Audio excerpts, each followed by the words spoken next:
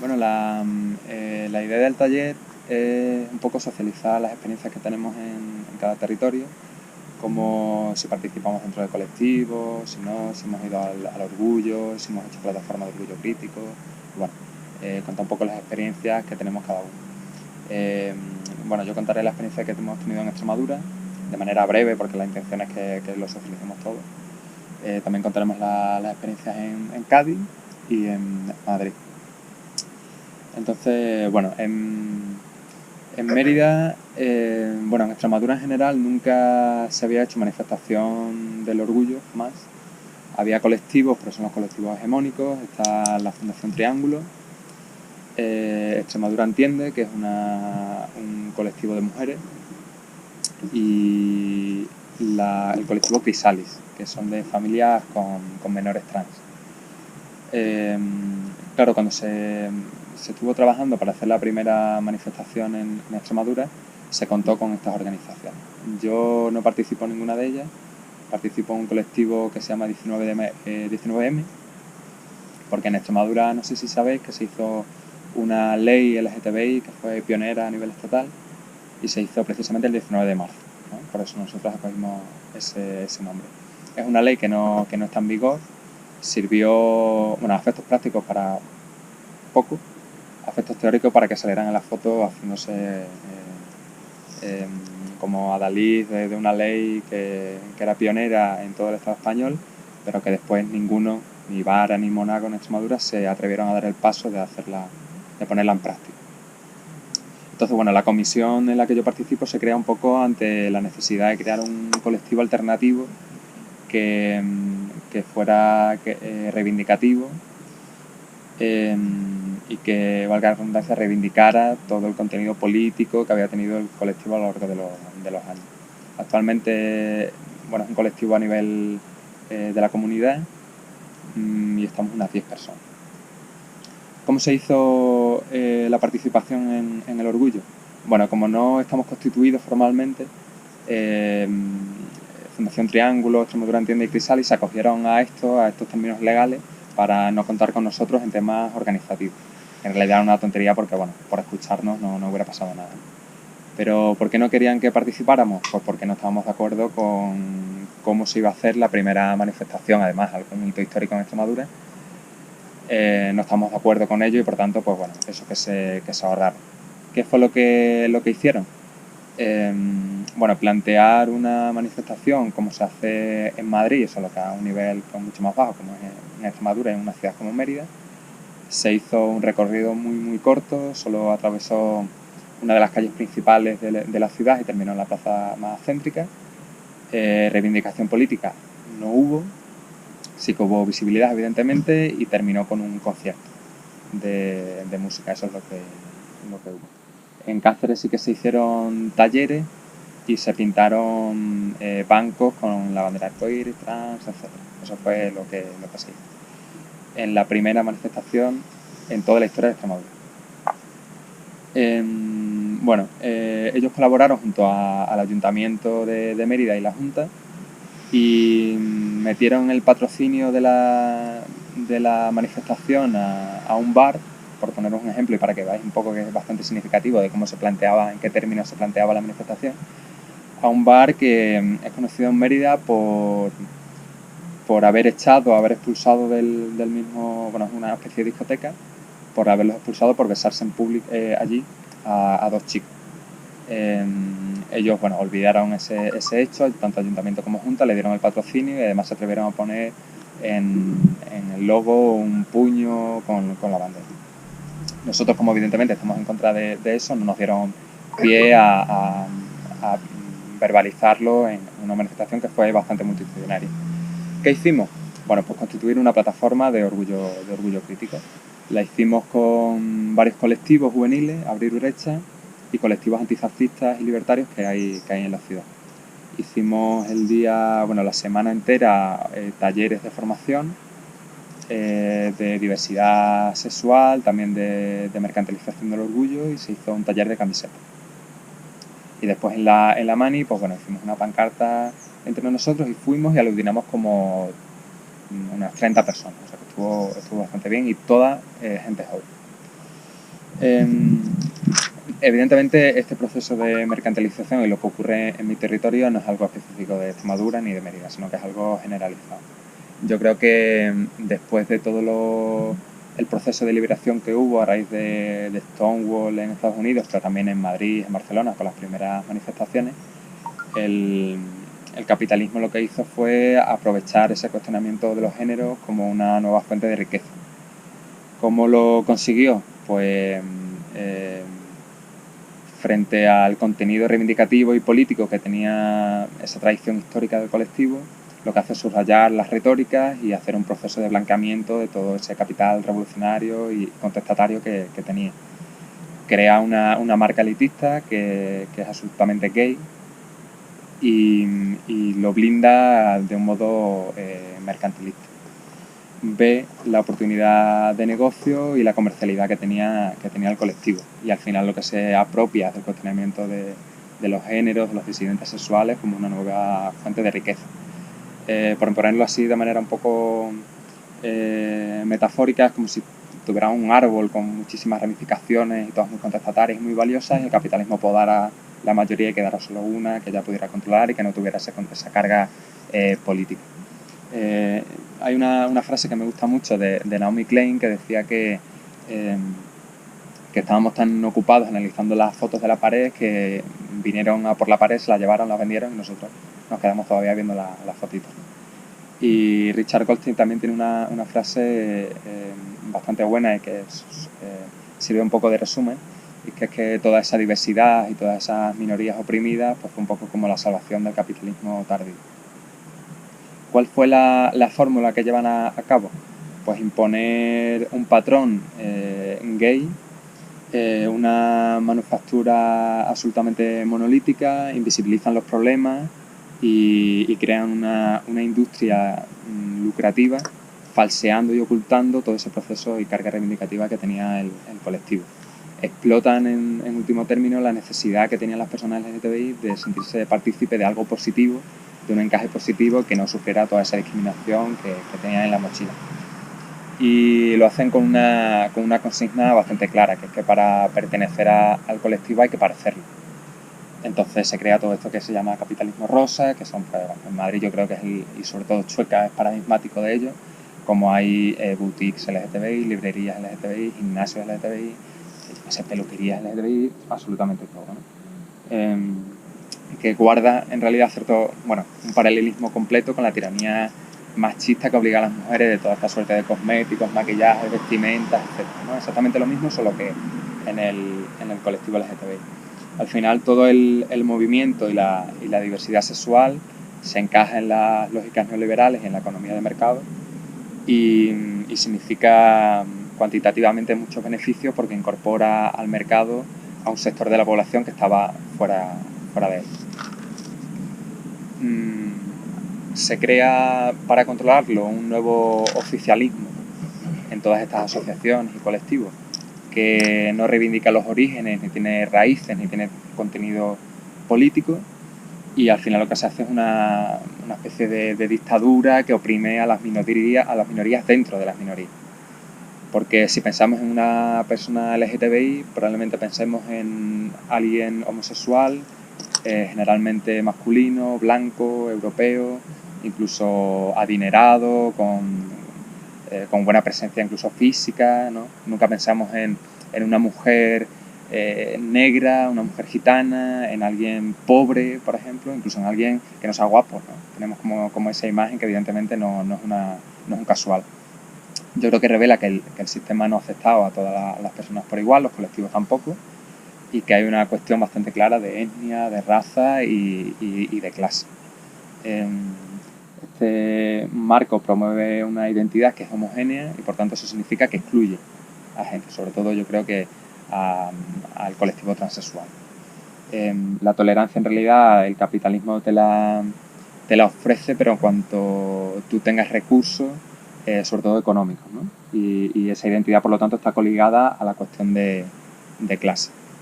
Decía que no es representativo, o sea, no es específico, Mérida, sino que es algo generalizado. Hay un monopolio representacional y un secuestro de todas esas asociaciones a las lógicas neoliberales. Yo creo que ante lo que Nancy Fraser llamaba este neoliberalismo progresista, ¿no? que sí que te ofrece alternativas, pero solo en lo simbólico, en lo representacional, y ante la sensación también un poco generalizada de que, bueno, todo está conseguido, tenéis vuestras fiestas, lo pasáis bien ese día y el resto del año os olvidáis. Hay que aprovechar todos esos espacios que son un tanto excluyentes, desde la izquierda, no sé cómo llamarlo, radical, alternativa, porque tiene un potencial transformador e incluso revolucionario brutal, y si tardamos yo creo que lo terminarán aprovechando. También en las discusiones en nuestros colectivos creo que estaría bien que sirviéramos como imán hacia la izquierda y llevarlo un poco a esa carga reivindicativa, ese sentido transformador que tenemos, en detrimento de las lógicas individualistas que también están en los colectivos. Ante las soluciones que intentan paliar las consecuencias que tenemos, las agresiones, pero desde un punto de vista como paliativo, pues tenemos que apostar, desde mi punto de vista, por una cuestión transformadora. Intentar alterar o disolver las causas, pero desde la raíz. Y entendiendo que las resistencias tienen que ser no homogéneas, sino multiformes, y también potenciando la interseccionalidad entre otros colectivos, sobre todo el colectivo feminista, en un proyecto pues anticapitalista, feminista, entendiendo también que la lucha LGTBI, como decía Paco Vidarte, no puede darse aisladamente haciendo abstracción del resto de injusticias, sino entendiendo que todo es una constelación de lucha solidaria contra cualquier forma de opresión, ¿no? Pero bueno, ahora ya en el debate también entramos en Bueno, pues yo la idea es también comentaros eso, compartir un poco de experiencias distintas, ¿no? De construcción de orgullos alternativos y de participación en el movimiento LGTBI en distintos sitios. La experiencia donde yo he participado ha sido en Cádiz con Orgullo, que fue una plataforma que se crea a nivel provincial para organizar el orgullo LGTBI en junio. Yo en un principio participaba dentro de un colectivo LGTB que era Landa, y luego dejé de participar en Landa y seguí participando ya como colectivo feminista. Digo, también para situarnos un poco cada uno, ¿no? Desde qué espacio, y porque luego sí que iba a intentar también de ver también un poco de la necesidad de alianzas también entre los distintos movimientos, ¿no? y especialmente pues, entre el movimiento feminista y el movimiento LGTBI. Cádiz con Orgullo nace hace 3 años con la intención, claro, para los que empezábamos entonces, que era la primera vez que empezábamos a participar del movimiento LGTBI, pensábamos que era la primera manifestación provincial de orgullo LGTB que había en Cádiz, y luego descubrimos porque había otras iniciativas, que había habido antes ya manifestaciones, había habido alguna manera de reivindicar y de visibilizar ese día. Y lo más importante es que surge hace 3 años en un momento en el que en la provincia aparecieron muchísimos colectivos LGTBI, principalmente formados por gente joven, y el colectivo que lanza la iniciativa era el colectivo en el que participaba, que era el colectivo Landa, que había surgido hacía unos meses solo. La primera convocatoria creo que se hace en enero o por ahí, y nosotros llevábamos existiendo desde agosto. Y surgimos por un caso, no sé si os recordáis porque fue bastante mediático, de un chaval trans, Alex Salinas, que el obispado de Cádiz no le permitía ser el padrino de su sobrino. Entonces, aparte un poco de esa lucha, pues entendimos la necesidad de no levantarnos y empezar a construir algo desde las personas LGTBI desde cero cada vez que había una agresión o que había un nuevo ataque, sino la necesidad de tener colectivos construidos permanentemente que de alguna manera pudiera ser capaces de responder a las agresiones y los ataques que estábamos teniendo, ¿no? Entonces, como os digo, surge un momento donde hay muchísima ilusión, donde hay muchísimas ganas, y donde, si bien no es el primer orgullo, sí es la primera vez que distintos colectivos a nivel provincial organizan y se ponen de acuerdo para organizar una manifestación en ese día y en los 3 años que han seguido en la capital de Cádiz, porque entendíamos que era un poco el lugar que podía tener más proyección política y que podía, digamos, visibilizar un poco más eso. En ese momento en la provincia no había otros orgullos, solamente se celebraba, no había ninguna manifestación, no había talleres, no había nada, porque como que los colectivos estaban empezando a crearse en ese momento. El único sitio donde sí que había colectivos que llevaban organizando algunas actividades, algunas cosas, era en la sierra, con el Orgullo Serrano, que llevaban sí que varios años y todavía continúan organizando un poco el orgullo. Surge desde el principio como un orgullo alternativo, desde sus orígenes definió pues con la necesidad de salir a la calle, de mostrar resistencia, de organizarnos y tal. Desde el primer año, en la construcción de ese orgullo empieza a haber disputas disputas o discusiones, ¿no? O debates que al final están presentes en todo el movimiento LGTBI sobre qué tipo de orgullo queríamos construir, que al final también es qué movimiento LGTBI es el que creemos que tenemos que necesitamos, ¿no? O que eso, ¿no? O que necesitamos para hacer frente un poco al capitalismo, al patriarcado y tal.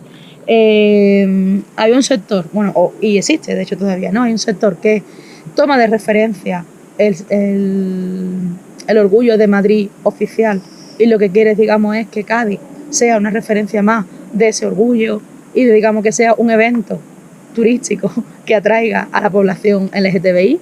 El primer debate, pues lo cuento así, aunque puede ser un poco anecdótico, ¿no? Pero al final refleja mejor eso que el que os cuenta aquí la chapa de distintos modelos de orgullo, ¿no? A nivel abstracto. El debate fuerte que tenemos por primera vez en la plataforma es si el orgullo lo construyen los colectivos y la gente activista con sus esfuerzos autogestionados y tal, aunque nosotros desde el principio sí que contábamos con apoyo del ayuntamiento, de las diputaciones, y sí que teníamos algo de fondo, no éramos de todo autogestionados, pero la intención un poco era más esa.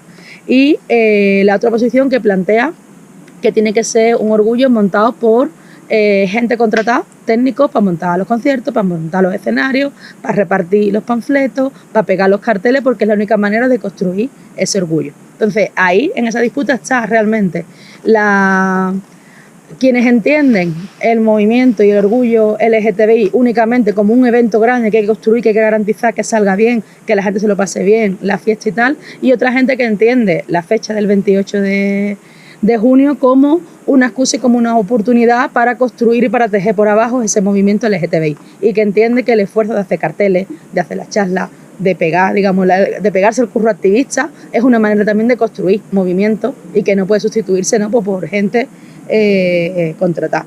En el segundo y el tercer año, pues un poco ha sido ante también un poco el debilitamiento del movimiento LGTBI, de la poca implicación, porque sí que ha cambiado algo a nivel provincial, que es con tantos colectivos apareciendo. El primer año todo el mundo se volcó en construir el orgullo provincial. El siguiente año ya en cada sitio se plantearon construir el orgullo en su ciudad.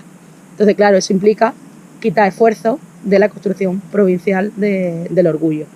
Que por una parte, ¿no? Pues bueno, ayuda, ¿no? A que en cada sitio pues el movimiento LGTBI se implante, consolida espacios y ganas un espacio realmente en tu ciudad, pero por otro lado como que debilitabas un poco esa iniciativa a nivel provincial. Entonces como que el objetivo se puso en mantener la manifestación provincial el año anterior y este año, y durante esos 3 años que llevamos, esas tensiones entre distintas formas de entender el orgullo, de entender el movimiento, han estado pues un poco conviviendo, tensionándose y viendo ahí un poco cómo encajamos distintas maneras de verlo, y también, ¿no? Por otro lado, el cómo, cuando hay posiciones también que no son compatibles, pues bueno, pues cómo nos coordinamos al menos para no pisarnos y no boicotearnos mutuamente, pero entender que tenemos dos posiciones distintas que difícilmente van a encontrar puntos de encuentro, ¿no? Y en esas estamos este año. Este año un poco lo que nos toca, ante un año también que ha sido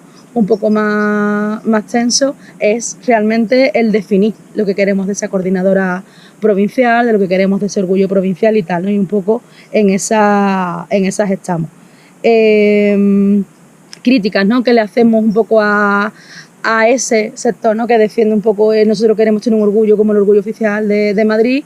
Los debates, ¿no? que se ponen encima de la mesa es un poco, primero, la obsesión, diría yo, con la fecha. O sea, la fecha tiene que ser compatible con poder ir al orgullo en Sevilla, al orgullo en Madrid, y como que la construcción a nivel local, a nivel territorial, se subordina a esas fechas. Porque hay una parte del movimiento LGTBI, de las asociaciones, que va a todos los orgullos. En una parte porque lo entienden como un rollo más turístico casi, ¿no? De pasar por todas las fiestas y disfrutar de todas las fiestas. Y por otro lado, que es la crítica un poco que hacemos, ¿no? O que se puede ver con eso, es que al final entiendes el orgullo como un evento al que asistir y como una fiesta más. No la entiendes como una fecha que te permite construirte en tu territorio. Y luego, realmente, ¿quién puede permitirse ir un fin de semana a Sevilla y otro fin de semana a Madrid?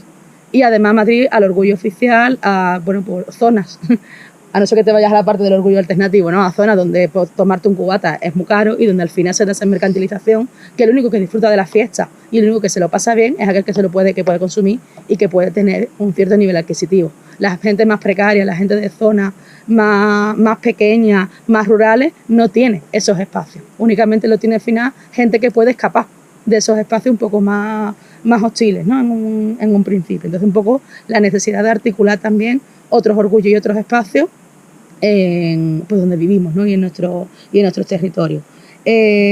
Luego, una cosa que también comparte el movimiento feminista es, bueno, y en general muchos movimientos, ¿no? La dificultad o el mal rollo que genera el confrontar con tus compañeros, ¿no? en el movimiento, como que se tiende mucho más al consenso, a no buscar la disputa, a siempre intentar conciliar, cuando realmente hay pues, bueno, intereses, formas de entender que, joder, pues hay que debatirlas, hay que ver, digamos, un poco las discusiones, los argumentos que se ponen en marcha y decidir, ¿no? Y algunas veces, pues bueno, pues unos perderán el debate, otros ganarán y tal.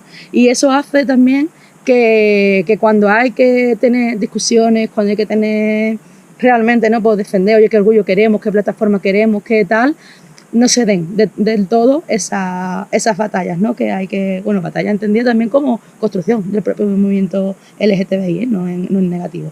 Y luego una cosa que sí creemos que es un poco común al movimiento LGTBI, que no solamente se ve en Cádiz, es un movimiento que ha estado en muchas ocasiones pues bajo la pata un poco del PSOE y que está acostumbrado muy a lo institucional, no es tanto un movimiento como asociaciones, con presidentes, con una estructura un poco más jerárquica y que basan su trabajo sobre todo en llevar propuestas que ganar en las instituciones. Propuestas además mínimas, más de gesto, que realmente medidas que permitan mejorar la vida de la gente LGTBI. Y eso te coloca muy a la defensiva. El ejemplo, por ejemplo, ¿no? de San Fernando, ¿no? que es bueno, por lo que tengo más cerca, es al final el que el ayuntamiento, allí gobierna el PSOE desde las últimas elecciones, pinta los bancos del parque de color arcoíris o pone en el semáforo, en lugar de dos muñequitos, ¿no? En lugar de un muñequito, pues pone dos muñequitas o dos muñequitos de la mano o con un corazoncito. Eso que es absurdo, quiero decir que es ridículo y tal, bueno, visibiliza y tal, ¿no? Pero tú sabes, tampoco es paliarla en plan de somos los más LGTBI del mundo. Eso en San Fernando, en una zona muy militar y donde hazte oír, es el portavoz, el que vive allí de Cádiz, la lía parda. Entonces tienes a todo el pueblo lanzado encima de esas mínimas iniciativas. Claro, eso obliga al colectivo LGTBI a defender esa postura y esa posición como si fuera la gran batalla que da frente a todos los ataques que está recibiendo la derecha. Entonces los más mínimos avances se convierten al final en logros enormes y te colocan en posiciones muy a la defensiva. Porque si por lo más mínimo la reacción que tienes es esa, ¿cómo vas a aspirar a más? Entonces como que te colocas un poco ahí en demasiado a la defensiva. Luego un poco, bueno, la relación con las instituciones y tal. Y voy acabando porque antes ya creo que me he pasado. Y luego la otra discusión que se da así también es que qué orgullo queremos, si un orgullo de mayoría o un orgullo de minorías, ¿no? Porque al final se plantea un poco como el que conta con los empresarios, el que en Madrid, por ejemplo, pues promocione el Burger King y ponga un cartel que el Burger King es LGTBI o grandes empresas así se posicionen como a favor de los derechos LGTBI, te permite llegar a un público enorme de gente desde el que los colectivos LGTBI no son capaces de llegar. Y lo plantean además así, ¿no? Como que es bueno para el movimiento LGTBI esa visibilización. En lugar de plantearnos cómo desde los colectivos LGTBI logramos llegar a más gente, logramos tener más capacidad, logramos incidir más y sobre todo que la gente se organice. Y digamos tengamos un poco más de respaldo y ver las contradicciones que se generan en eso, ¿no? Donde pues bueno, pues aunque la gente LGTBI trabaje en McDonald's, trabaja en Burger King, las condiciones son hiper precarias y pues, digamos que analiza un poco más allá de simplemente la visibilización o el reconocimiento de los derechos más mínimos, ¿no? De que te reconozcan tu propia existencia y poco más. Y ya está, ¿no? Y ya lo último sí que si quiere hacer un poco más de hincapié, ¿no? Es la necesidad de un poco de alianza entre el movimiento feminista y el movimiento LGTBI. La realidad en Cádiz es que la participación del movimiento LGTB, del movimiento feminista, principalmente también por mujeres muy jóvenes, que en gran parte en los colectivos feministas hay muchísimas mujeres LGTBI, como que se sienten más parte de la lucha y se implican también un poco más también frente a colectivos LGTBI que son muy gays, entonces como que son muy masculinizados y como que es difícil que ellas se sientan cómodas. También está la opción de crear colectivos LGTBI de mujeres no mixtos y tal, ¿no? Pero digamos que en un principio se sienten y encuentran el espacio en los espacios feministas. Y un poco en muchos sitios, ¿no? No solamente en Cádiz, como que el movimiento feminista sí tiene otra trayectoria, sobre todo en los últimos años, está más apegado a la calle, es más radical, tiene otras posiciones, y como que en esos espacios compartidos con el movimiento LGTBI inclina más la balanza hacia construir un movimiento LGTBI más anticapitalista, más radical, más un poco, ¿no? como nos gustaría a nosotros. Y listo, eso te toca a ti. Bien. Perdona mi voz, porque ayer terminé un poco tarde. Bueno, pues yo soy Javier, soy parte del grupo motor de Orgullo de Periferia. Es un movimiento LGTBI que nace hace 3 años en Madrid. Partimos de un plano diferente con los compañeros de las otras comunidades, porque nosotros en Madrid ya tenemos, cuando nace Orgullo de Periferia, ya tenemos un orgullo tradicional, que es el orgullo que se hace en Madrid el día 1, porque no se hace el día 28, porque siempre cae entre semana. Y bueno, y tenemos otro orgullo que nació hace un año más que nosotros, que es el orgullo crítico, que es un orgullo más centralizado en lo que es la almendra central de Madrid, ¿de acuerdo? Solo se centra en los barrios del centro de Madrid. ¿Por qué nace Orgullo de Periferia? Bueno, pues Orgullo de Periferia nace hace 3 años, un poco a colación de diferentes actividades que ocurren en el mundo, por ejemplo, como el tema del atentado de Orlando, ¿no? Cuando asesinan básicamente a muchas personas del colectivo LGTB en una discoteca de Estados Unidos. Y también un poco nacemos con el hartazgo de la no visibilización de las personas LGTBI en los barrios obreros de Madrid, ¿no? Donde no puedes decir que eres gay, que eres lesbiana, que eres bisexual, que eres transexual, y evidentemente no puedes visibilizarlo, y si lo visibilizas, pues lo que ocurre básicamente es que o te agreden o te insultan. La situación actual de Madrid es complicada porque los niveles de LGTBI-fobia han aumentado exponencialmente.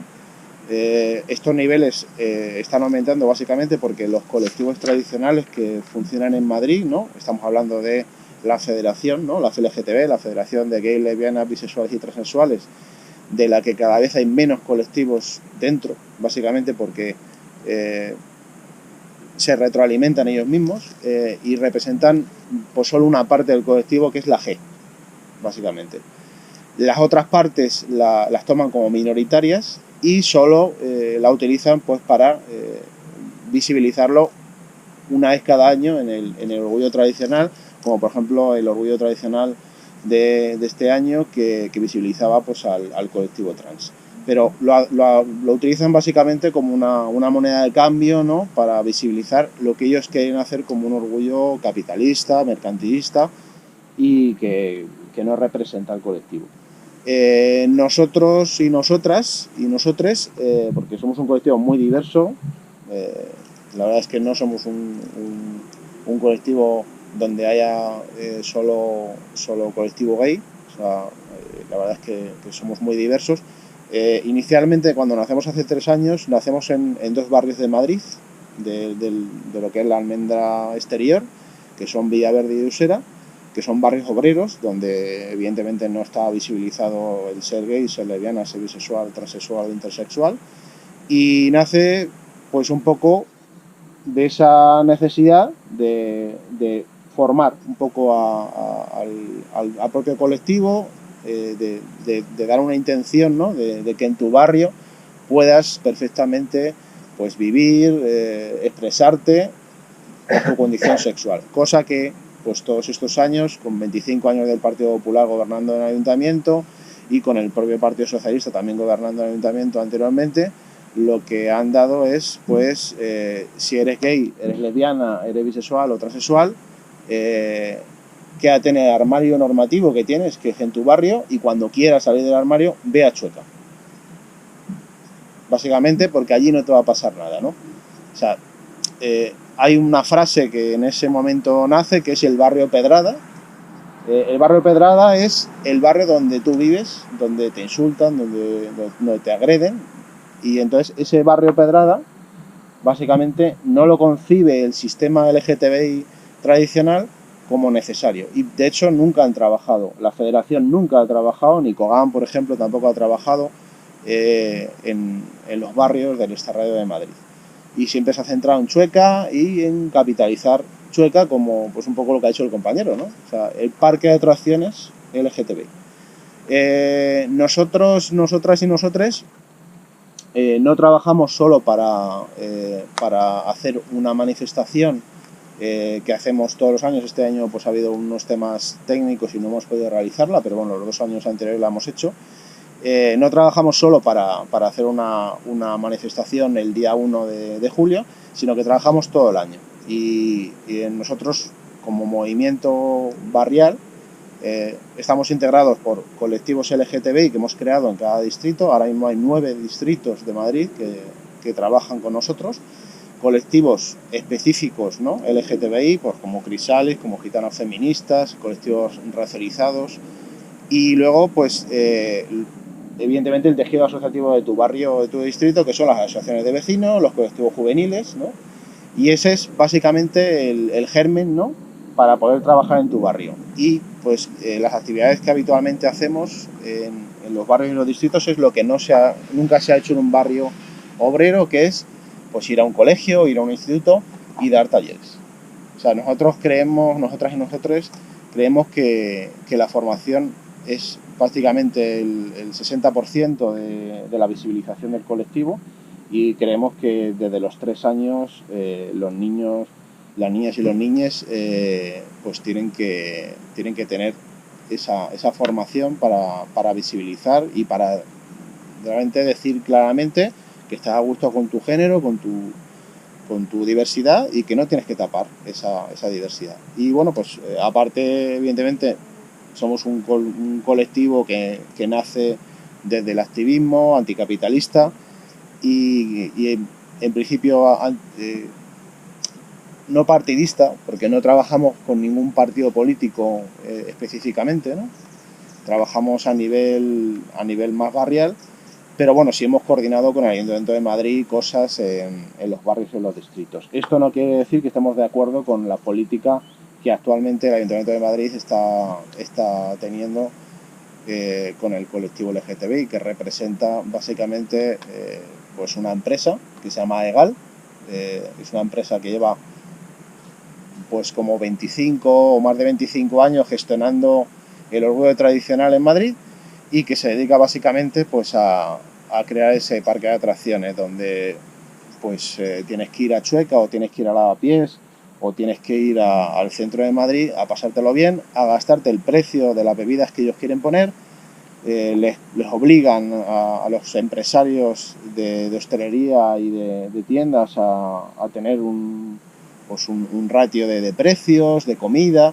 O sea, está todo montado de forma muy capitalizada. Y bueno, evidentemente nosotras y nosotros venimos para quedarnos, para visibilizar lo que pasa en los barrios y bueno, pues para formar a la gente que en tu barrio pues puedes saber también ser diverso y no tener que taparlo.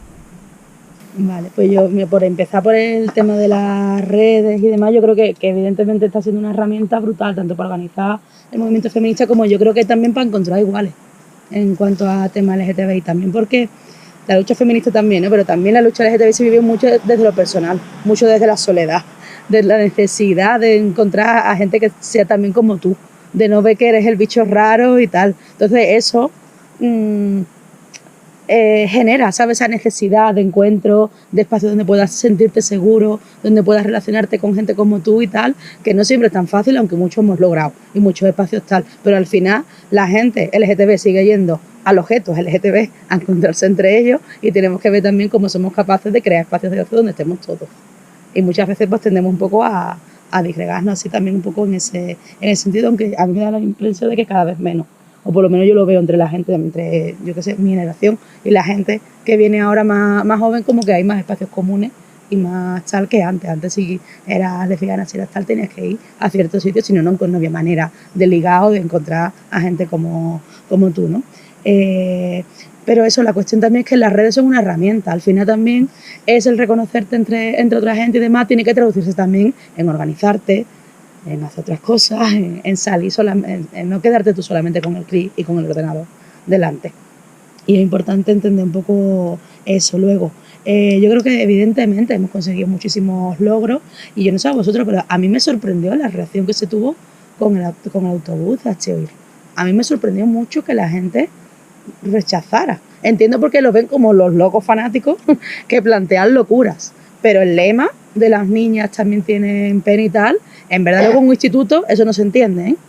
¿Sabes? Luego en realidad la realidad de tu barrio, de tu entorno, de tu instituto y demás es muy distinta con el tema de la transfobia y demás. La transfobia se vive en el día a día, no está tan asumida ni tan tal, ¿no? Pero en un principio como que realmente es un logro, ¿sabes? El rechazo que hubo al tema y evidentemente el movimiento LGTBI algo ha permeado a la sociedad y como que hay consensos. Y el propio capitalismo ha tenido que asumir ciertas cosas que han sido conquistas de la gente que ha estado luchando en el movimiento LGTBI. No vienen de gratis, vienen de ahí. Lo que pasa es que todo se vende, el orgullo también, y la propia idea de hacer la revolución, de ser diverso, de ser transgresor y también vende. Entonces también el capitalismo se hace un poco con ella. Para mí un poco es, también por polemizar un poco con el compi, ¿no? Porque sí que es verdad que tendemos a encontrarnos y al final la gente, claro, va a Madrid, va a Sevilla porque es donde sabes que vas a encontrar de los tuyos y tal. La cuestión está en que no sea la única manera de encontrar los tuyos, que además de esos espacios, no solamente el 28 como una gran fiesta a la que vas, sino que tengas espacio para relacionarte en tu entorno. ¿Sabes? Que no tengas que esperar un año, de año en año, para ir a ese tipo de historia y sobre todo que no sea lo único que encuentres. Porque el problema, por ejemplo, de que el Burger King o de qué tal, es que parece que eso es lo único. Ese es el movimiento LGTBI y esas son las únicas cosas. Y no hay alternativas, no hay otros referentes de cómo tienen que ser las personas LGTBI. Al final, la persona LGTBI es la que está encima de la carroza. Súper estereotipada y tal, es lo que es, según el sistema, eso. Que hay gente que es así y está muy bien y de puta madre, sabe que sean así, pero hay otros modelos, hay otra gente y hay otras maneras de expresar la sexualidad y las identidades, no solamente una concreta. Al final, digamos, un poco también romper con eso y visibilizar también la diversidad del propio colectivo LGTBI. Y luego, hay una cosa también que con el tema de los calendarios y tal, que esa discusión la hemos tenido en reuniones, ¿no? Tenemos que coordinarnos para no pisarnos, porque como somos tan poquitos, todos tenemos que ir a todo para que todo salga bien.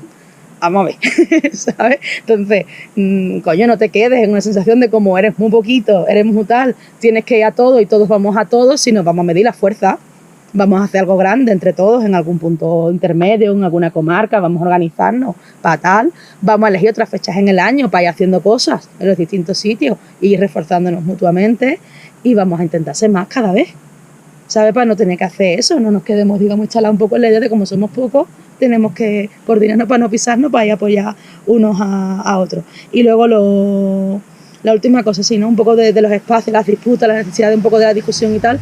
Para mí yo creo que es importante entender que tiene que haber espacios unitarios donde estén todos los sectores del movimiento LGTBI y es igual de importante tener colectivos más radicales que influyan, que participen de esos espacios más unitarios, porque al final esos espacios unitarios son espacios de debate, de conquista y de disputa, pero que necesitamos un poco también las dos cosas, si no, pues no avanzamos, ¿no? Y no he contado, ¿no? En Cádiz tenemos, además de la plataforma que organiza el orgullo, tenemos una plataforma contra la LGTBI-fobia que está desde los colectivos y las asociaciones, muchas de ellas detrás, hay gente del PSOE, hay gente de Ciudadanos, hay gente del PP, hay gente de absolutamente todos los partidos.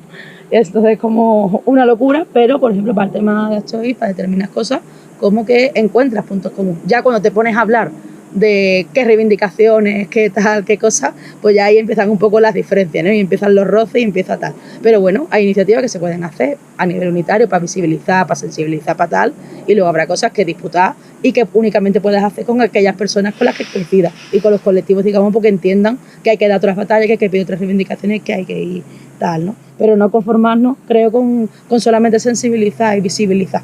Creo que hay que pensar también en cómo logramos construir un movimiento LGTBI que vaya un poco más allá, partiendo de la realidad de la gente. No se trata de decirle a la gente, tienes que ser anticapitalista, tienes que ser no sé qué, tienes que ser no sé cuánto, sino partir de su propia realidad, como lo hacemos en todos los movimientos, y que esa persona encuentre un espacio en los colectivos LGTBI donde organizarse, y donde sentirse más seguro, y donde puede ser él mismo y ella misma. Simplemente es eso, vamos, no es más. ¿Tú quieres hablar, no? Sí, yo estoy totalmente de acuerdo contigo en que el activismo LGTBI en general en toda España ha tenido que cambiar su forma de trabajar, y que las redes evidentemente es una herramienta muy fácil para poder encontrarte dentro de tu barrio o tu distrito con otras personas LGTBI. Nosotras y nosotros, por ejemplo, trabajamos a nivel asambleario, y hacemos una asamblea en cada distrito cada mes, y además trabajamos de manera barrial, pero evidentemente también abrimos nuestras redes, y esto conlleva que las generaciones antiguas y las generaciones nuevas no han trabajado de la misma manera. Entonces, que haya redes supone que puedes contactar más fácilmente, y que haya colectivos en los barrios que no había antes sirve también para, no solo para visibilizar a esas personas que están en su barrio, en su distrito, invisibilizadas, o que no pueden decir que son diversos, también para poder tener una información clara por ejemplo, en cuestiones claras de delitos de odio, ¿no? Por ejemplo, ¿no? Hay evidentemente servicios que pone la Comunidad de Madrid o que pone el Ayuntamiento de Madrid, pero son realmente servicios que están muy poco visibilizados. O sea, que decir, la gente no conoce qué tiene que hacer cuando sufre una agresión LGTB-fóbica, ¿no?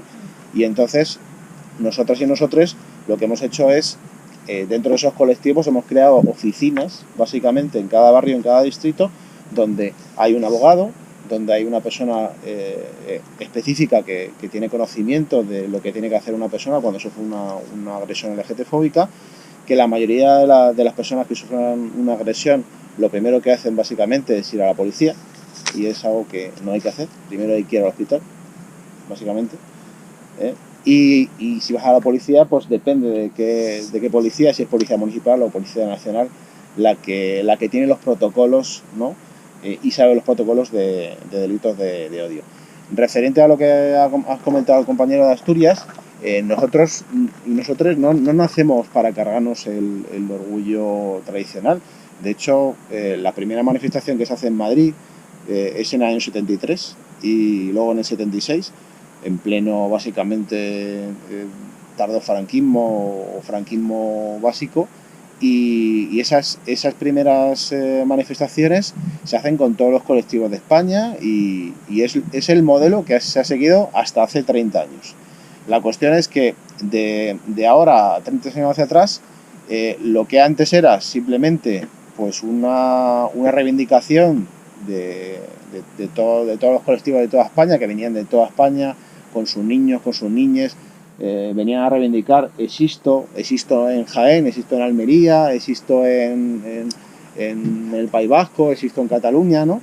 Venían a Madrid, ¿no? Para decir: existo, hay una problemática, hay que solucionarlo.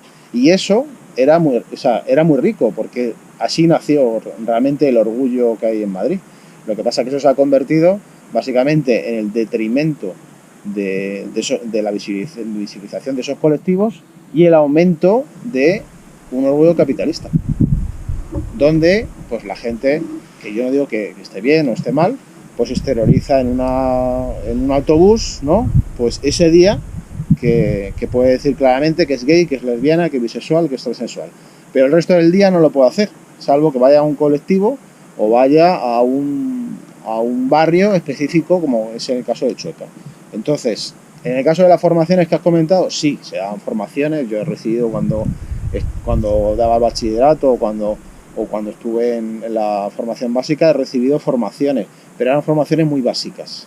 Eran formaciones muy básicas y eran más bien charlas poco didácticas. Entonces, nosotros hemos evolucionado a ese tipo de charlas y lo que hacemos es un taller práctico. Es un taller práctico donde no solo ese taller lo hacemos con los niños, con las niñas y con los niños, sino lo damos con los padres y con los profesores, porque el tema de la docencia es que muchos profesores no saben cómo enfrentarse realmente pues a delitos de odio que pueden ocurrir dentro de los institutos o los colegios, ¿no?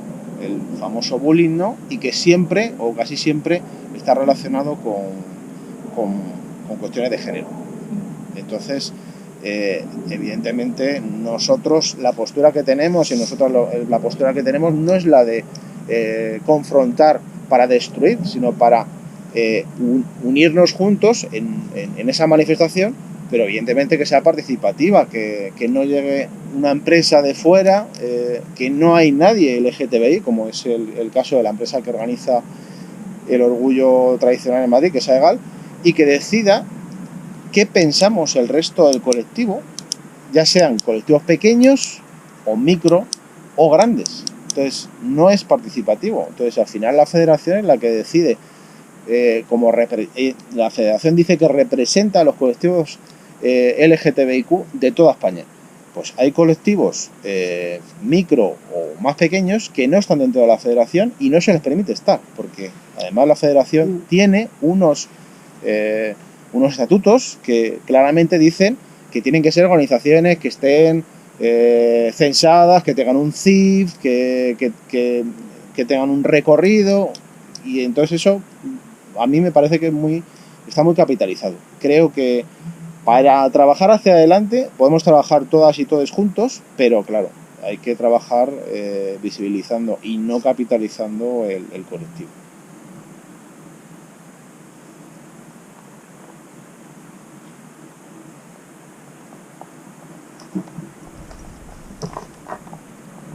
Nos queda media horita, todavía. Es la una, vamos. Si queréis hablar algo. A mí, por ejemplo, me llama la atención lo que decía Patrick, ¿no? De que hay tensión entre los que quieren un orgullo como los de Madrid y un orgullo más pues de abajo, etc. Y yo creo que eso revela que hay una normalización por parte de todos los colectivos de lo que se hace en Madrid como ejemplo de lo que hay que hacer. Y yo creo que si surgen plataformas como las de la periferia y tal, que como decía el compañero, es para dotarles de herramientas para que tengan esos espacios de encuentro y no tengan que irse a Madrid en determinados días para tenerlos, ¿no? Sino que existan espacios en territorios pequeños donde exista menor escala, evidentemente, pero donde haya esos espacios donde se encuentre, porque como decías tú, eso es lo que en definitiva se busca. Después respecto a lo de la visibilidad, es evidente que una manifestación de 1 millón de personas en Madrid te da una visibilidad que nadie te lo da y que eso es positivo, pero claro, ¿a cambio de qué? De que te utilicen, te mercantilicen, de que blanquee todo ese historial reivindicativo, de permitir que McDonald's se lave la cara apareciendo ante la opinión pública como una empresa abierta cuando hay casos específicos de LGTBI-fobia dentro de sus locales. Entonces, claro, al menos que haya como mínimo ser crítico con eso, ¿no? Aunque otorgue evidentemente visibilidad. Y por comentar experiencias prácticas, que sí es cierto que no he comentado ninguna, por ejemplo, allí en Extremadura hubo, además en Mérida, una agresión a un chico trans y él se puso en contacto con nosotros. Entonces nosotros lo que hicimos, somos un grupo pequeño, tampoco tenemos la capacidad como para solucionarle lo que le ocurrió, pero sí que le dimos una asesoría legal, le dimos apoyo, que es lo principal, y después también lo denunciamos ante los medios. También en el orgullo lo que pensamos era, y al final lo hicimos, hacer pegatinas combinando no solo LGTBI sino también antifascismo y combinando ambas banderas, y hacer muchísimas pegatinas y pegándolas por locales que consideramos que eran LGTBI-fóbicos todo el año, ¿no? Y entonces, pues bueno, te vas un día y se lo pegas. Y también está muy normalizado el tema de las besadas. Cuando hay una agresión LGTBI-fóbica, pues se va al sitio, normalmente eso ocurre en bares, discotecas y tal, y se llama también a los medios, se organiza y se hace, ¿no? Y queda un poco también como algo así simbólico. Y por también socializar algo que llevan a cabo las compañeras de Huelva, que nos lo comentaron hace poco, una campaña muy interesante que era ir a hacer pegatines y ir a bares en donde en los servicios siempre poner pues, el muñequito del hombre y de la mujer, pues pegarle encima una pegatina que al cliente que entrara por lo menos le cambiara el chip de esto que es, ¿no? Y entonces hacer como unos pequeños panfletillos y ponerle en la misma pegatina. Si te has confundido a la hora de entrar al baño, pregunta al camarero, ¿no? El camarero pues entregue ese panfleto donde te lo explique, ¿no? Eso, por ejemplo, se puede hacer en todos los territorios y es una buena idea. Por comentarlo, por cosas que se hacen a nivel práctico y de... Yo sí creo que nosotros, a ver, que sí, evidentemente no hay, o por lo menos visiblemente somos una minoría, pero yo creo realmente que la mayoría somos diversas, casi ninguna persona encaja en la norma. Y yo creo que sí que tenemos que trabajar también por romper un poco esa normatividad, esa norma y darnos cuenta que la mayoría sí es diversa, en distintas formas, en distintas tareas, y aprender un poco también a visibilizar, reconocernos y a no renunciar a ser mayoría. Y a plantear otros modelos, otras historias, otra cosa. O a lo mejor a matizar, ¿no? Lo que tú has dicho, ¿no? Más bien, pero digamos que no caigamos en somos minoría, somos un poco, porque realmente yo creo que no somos tan poco, ni somos tan minoría. Y sobre todo también que es que nuestros intereses, porque al final tiene que ver también con cambiar el mundo, coincide con una mayoría social con la que hay que tejer alianzas y tal, y con la que sí que somos capaces de cambiar las cosas. Entonces no nos quedemos en esa idea de somos poquitos y somos una minoría. Yo creo que con el tema de si está o no en el orgullo oficial y tal, depende de cada sitio, depende de lo que te permita después del orgullo dejar algo construido. ¿Sabes? Porque Madrid, digamos, es el tipo de orgullo que deja luego construido para el movimiento LGTBI, ¿qué consigue mejorar? Quiere decir que no cada manifestación y cada cosa que hacemos mejora al día siguiente las cosas, pero sí digamos que va acumulando o por lo menos permite que el movimiento feminista al día siguiente, el movimiento LGTBI al día siguiente esté mejor. O cada huelga, cada cosa digamos que hacemos, intentamos conquistar un poco de espacio. Entonces realmente es qué es lo que te permite ganar. Con los bloques críticos, que es el rollo de ir detrás dando caña y tal, al final es que nada más que no entender que está en el bloque crítico muchas veces, porque es el que sabe realmente que eres un bloque crítico. Entonces habrá que buscar maneras de visibilizar mejor, de ser un poco más original, de llamar la atención, de llevar el megáfono más grande y el sonido más potente para que la gente se vaya contigo y no con los que estén delante. Hay maneras de hacerlo. Y cuando eres más que ellos, hay que convocar manifestaciones alternativas. O sea, que al final, digamos, es también demostrar fuerzas de que hay otros orgullos distintos, o hacerlos en otros sitios, o otros días, visibilizar que hay alternativas también a eso y que hay movimientos fuertes, pero eso yo creo que no hay una receta, ¿sabes? En plan de eres peor si estás en la oficial o no, sino es la forma en la que aparece y la forma también en la que te permite construirte, te permite crecer y te permite seguir atrayendo gente. Y es la única manera así. Luego hay un debate un poco, yo creo que es falso, entre el rollo de si quieres orgullo de fiesta o orgullo de protesta. Realmente, ¿sabes? Como decimos muchas veces, ¿no? Si no se baila, no es mi revolución. Nosotros no estamos en contra de la fiesta y en contra de tal. El problema es que la fiesta también es política. Y quién puede participar de la fiesta y cómo también se politiza. Al final todos los espacios también son políticos.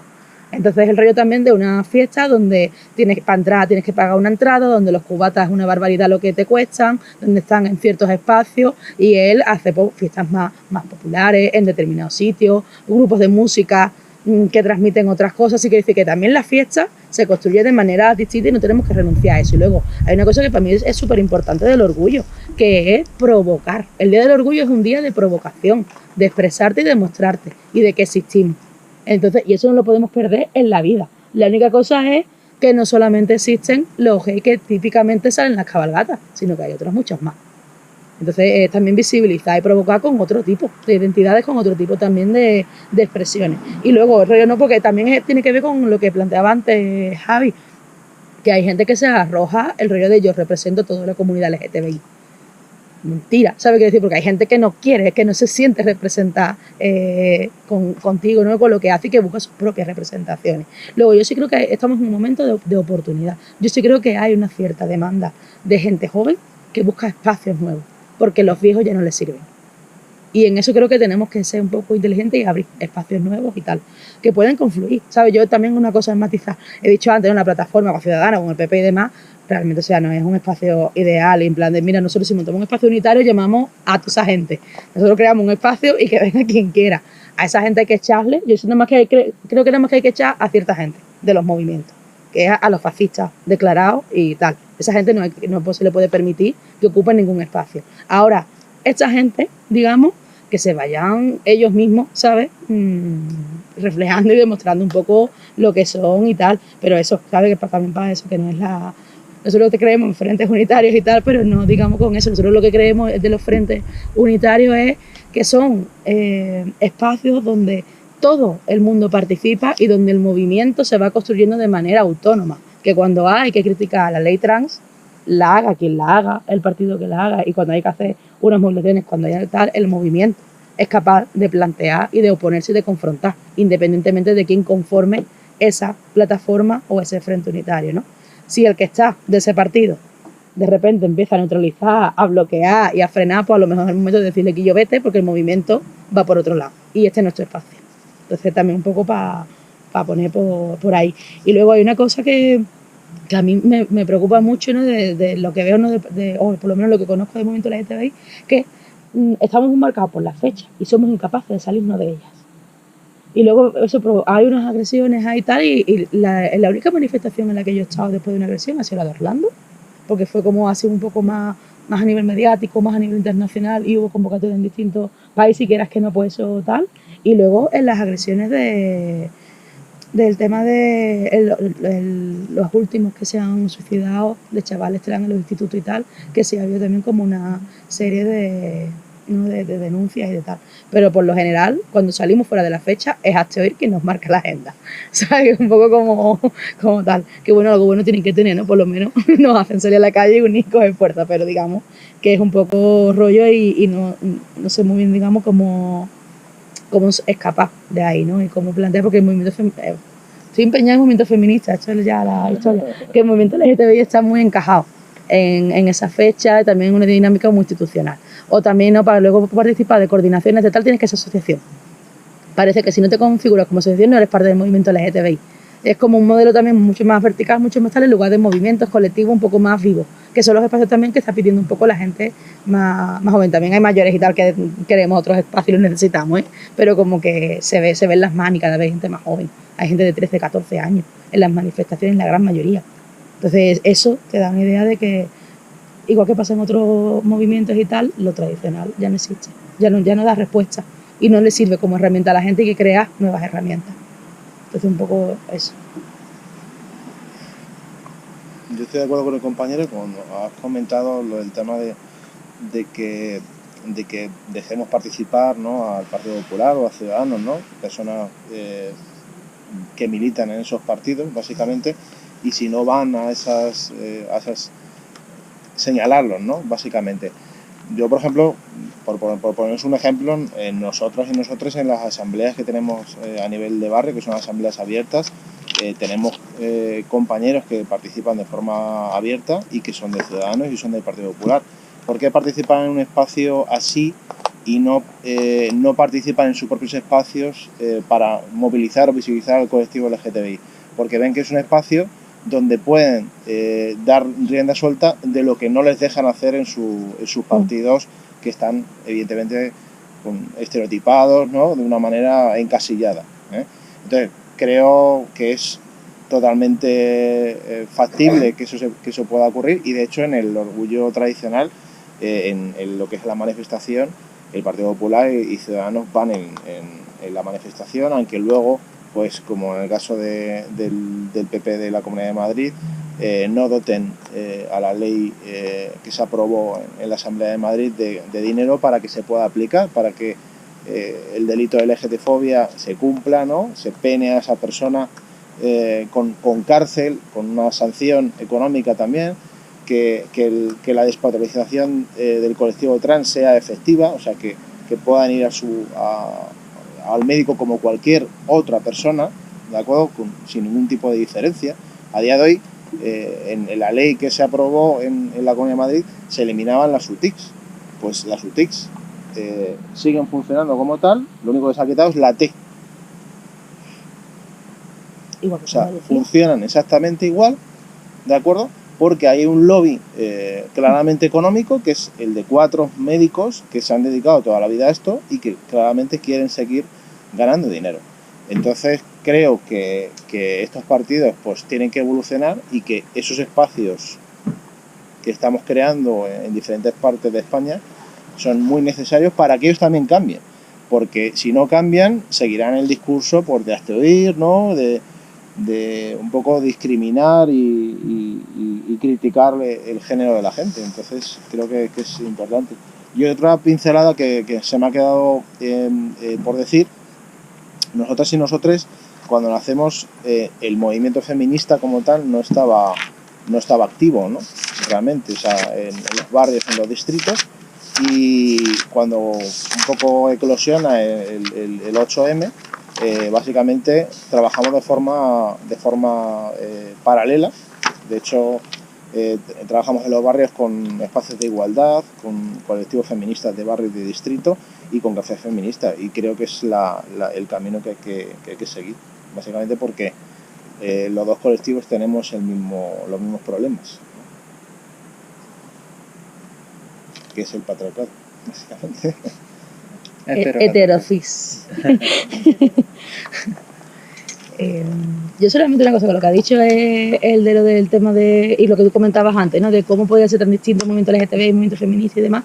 En verdad es que yo creo que el movimiento LGTBI, siempre han existido sectores más radicales, más críticos, que siempre se han mantenido de una manera o de otra. En algunas, en las que vemos y percibimos como más institucionalizadas y más tal, también hay gente más crítica, igual que pasa en todos los lados. Entonces siempre había una parte también crítica, que tampoco nos olvidemos de ella. Pero yo sí que creo que el movimiento LGTBI, por lo menos la plataforma que se creó y que supuestamente representaba el movimiento LGTBI a nivel estatal, sí ha tenido una deriva un poco más institucional, más tal, que ha ido hacia allí. Y el movimiento feminista sí tenía varias plataformas, sí tenía varias tal, y como que hubo una coordinadora estatal de feminismo, que existe a día de hoy todavía, aunque ya no tiene el mismo peso ni coordina a nivel estatal, pero hay sitios donde Madrid y Valencia, donde siguen estando activas, que han mantenido esa memoria del movimiento feminista más radical. Entonces al final también es que es importante dejar construir cosas para que luego puedan sostener otras movilizaciones, otras historias. Pues yo recuerdo cuando yo empecé con el movimiento contra el aborto de Gallardón a participar en el movimiento feminista, y las que teníamos de referente era esa coordinadora feminista estatal.